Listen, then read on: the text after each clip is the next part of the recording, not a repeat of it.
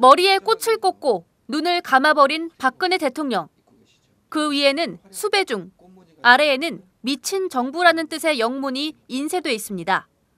어제 이 박근혜 대통령 풍자 포스터 4,500여 장을 서울 시내 고층 건물 옥상에서 뿌린 직후 경찰에 연행됐던 이하 작가는 오늘 오마이뉴스와 한 인터뷰에서 박근혜 정권의 불통을 풍자하기 위해 포스터를 만들었다고 밝혔습니다. 꽃은 이제 그런 광녀 이미지를 표현하려고 꽂은 거고요. 옷은 이제 알록달록하니 이제 꽃 이미지, 화려한 꽃을 입고 계시죠. 이분은 전혀 소통을 안 하시는 것 같아요. 귀도 막으셨고 눈도 감으셨고 그래서 감고 있는 눈으로 표현한 거고요. 자신을 포장하기 위해서 이렇게 화려한 옷을 입고 계시죠. 그래서 일부러 화려한 꽃무늬가 들어가 있는 옷 무늬로 이렇게 그린 겁니다. 이 작가는 이번 포스터 살포 퍼포먼스 이후 쏟아지고 있는 관심과 응원에 대해 세월호 참사와 사이버 사찰 논란 등 현 정권의 실정을 비판하는 여론이 반영된 것이라고 해석했습니다. 이 아주 끔찍하게 이 스펙타클한 이 시대에 대한 어떤 분노, 제대로 된 소통, 제대로 된 정치, 제대로 된 대통령에 대한 어떤 기대감, 갈증 이런 게 아주 끝까지 올라온 것 같아요. 그래서 이제 어떤 버르장머리 없는 예술가가 그 대통령의 얼굴을 이거 어떻게 보면 제대로 엿먹인 거거든요. 엿먹으라 이라고 뿌린 건데 그래서 사람들이 열광하는 것 같아요.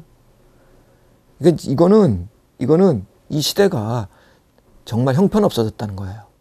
이번 포스터 살포 퍼포먼스 직전 불이익을 당할까 봐 매우 두려웠다는 이 작가는 김대중 노무현 정권 시절에도 대통령 풍자 작업을 했지만 지금과 같이 표현의 자유가 위축된 적은 없었다고 강조했습니다. 재밌는 거 많아요. 어떤 분은 저한테 전화해서 경찰분이 우리가 업무가 너무 과중해서 그 작가님 그 퍼포먼스 한 거를 수사할 수 없으니 제발 우리 구역만 피해 주세요. 뭐 이런 거 너무너무 정중하게 부탁하시는 분도 계시고 그때 김대중, 노무현 이런 양반들도 더 심하면 더 심했지 이거보다 약하게 하진 않았었거든요. 정말 심하게 표현하고 그랬거든요. 근데 제가 그 양반 시절에 그렇게 표현해서 누군가가 저한테 어떤 압박감을 느끼거나 전혀 없었어요. 전혀 없었어요.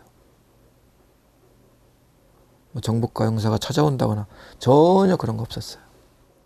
이 작가는 최근 정부의 사이버 사찰 논란이 불거지면서 지인들이 소액 후원 활동조차 부담스러워하고 있다고 밝힌 뒤 동료 예술가들도 비슷한 일을 겪었다고 주장했습니다. 이게 딱 있어요. 어느 순간에 불편해하는 게 그분들이.